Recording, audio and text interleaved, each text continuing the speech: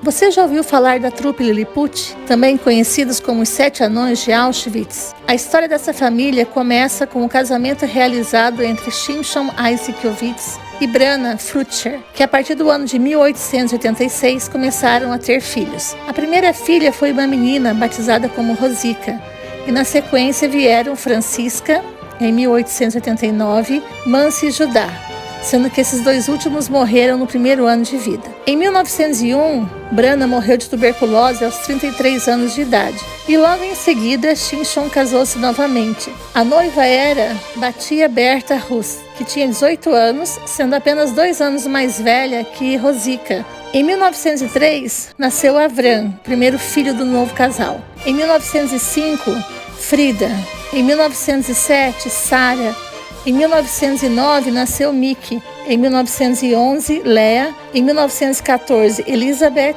Em 1917, Ari. E em 1921, Perla. Desses 10 filhos vivos, 7 deles eram pessoas com nanismo, que na época eram simplesmente chamados de anões. Shimshon morreu em 1923, aos 55 anos de idade. E a partir de então, a família Ovitz passou a ser comandada por Avram, o filho mais velho, e pela mãe Berta. Berta faleceu em 1930 em decorrência de uma tuberculose. Porém, pouco antes de morrer, já em seu leito de morte, ela impôs aos filhos que nunca se separassem, recomendando a eles: nunca se separem, fiquem juntos e vivam uns para os outros. Ela acreditava que a única força dos seus filhos estava no número. Pediu-lhes que encontrassem uma profissão na qual crescessem e pudessem continuar juntos, sem depender da caridade nem da bondade de ninguém. A melhor escolha para a família foi a vida nos palcos. Os irmãos Ovitz tinham talento musical e resolveram criar um espetáculo próprio, com canções de amor e sucessos locais. Eram 2 horas de espetáculo com músicas, piadas e esquetes cômicas. Os irmãos Ovitz tinham instrumentos musicais adaptados ao seu tamanho. Faziam seus próprios figurinos, roupas coloridas e enfeitadas com brilho para se destacarem no palco. E, contrariando a ortodoxia judaica, usavam cabelos exuberantes. O nome do grupo era Trupe Lilliput, um negócio familiar administrado por Avram. O único filho que não participava da trupe era Ari, um homem alto e bonito, com talento para as artes manuais, que se mudou para a cidade de Sartmar e lá se tornou um alfaiate de alto nível. Na década de 1930, os Ovitz fizeram inúmeras viagens, se apresentando para milhares de pessoas. Naquela década, o nanismo ganhou popularidade entre médicos, tanto por questões clínicas quanto por sua singularidade. Na época eram emitidos certificados médicos descrevendo em detalhes o paciente. E esses certificados eram lidos em voz alta nos shows de aberrações, além de serem usados como prova de autenticidade para realçar o valor comercial das degradantes exposições dos zoológicos humanos. Anões eram caçados por médicos em feiras e parques de diversão e levados para escolas de medicina para serem pesquisados. Os Ovitz trabalhavam incansavelmente,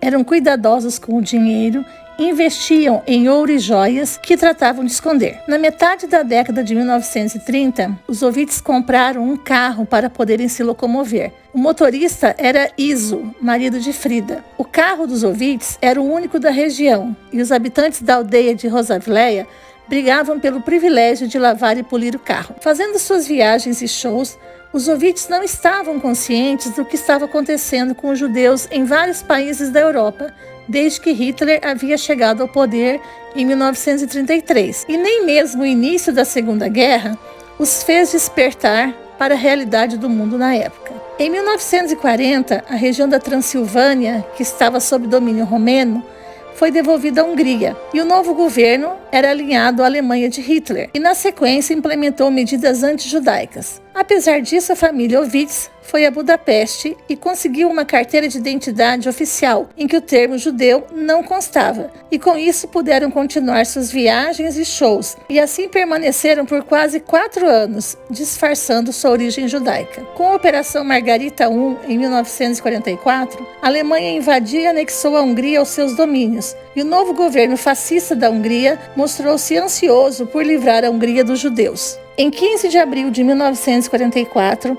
a aldeia de Rosavileia começou a evacuar os judeus. Em maio, os ouvintes foram embarcados num trem e depois de 3 dias e 3 noites, chegaram ao seu destino, o campo de concentração de Auschwitz-Birkenau.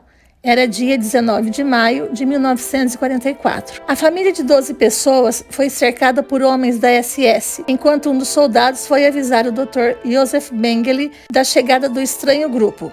Josef Mengele era fascinado pela genética e anormalidades dominantes, e na época, aos 33 anos, era o médico-chefe do campo. Quando conheceu a família Ovitz, ficou encantado com a família tão grande, formada por anões e pessoas de estatura alta, e exclamou entusiasmado: "Agora tenho trabalho para 20 anos." Mengele encarava a família como mais uma peça de sua coleção de espécimes. Por ordem de Mengele, foram levados para o campo da família, onde foram tatuados. A tatuagem era bem recebida, apesar de ser dolorida, pois significava que tinham escapado da execução, pelo menos por enquanto. Todos os dias eram levados à clínica e submetidos a exames e testes pela equipe de médicos. Nos anos 40, a medicina tinha obsessão pelo sangue e seus elementos, e por isso a família Ovitz era submetida a frequentes extrações de sangue. Além disso, eles eram submetidos a radiografias, fotografias de seus corpos nus foram tomadas. Testes de inteligência também eram frequentes, porque se acreditava na época que os anões sofriam de idiotia.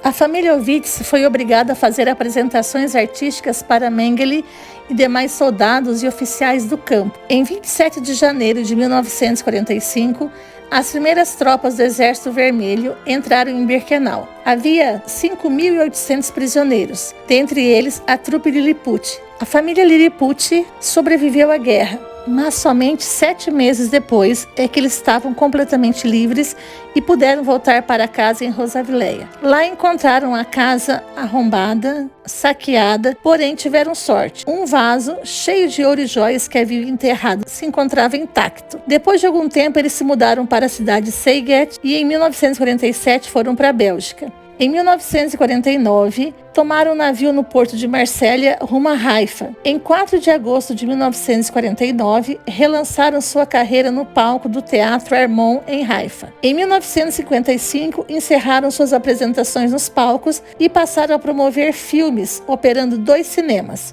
A trupe Lilliput, contrariando todas as expectativas, sobreviveu às adversidades que a condição do nanismo impunha na época, nunca dependeu da caridade de ninguém, sobreviveu ao antissemitismo nazista, aos horrores dos campos de concentração e às experiências de Mengele. Todos tiveram uma vida longa e a caçula dos 10 irmãos, Pérola, faleceu em 9 de setembro de 2001 em Haifa, aos 80 anos de idade.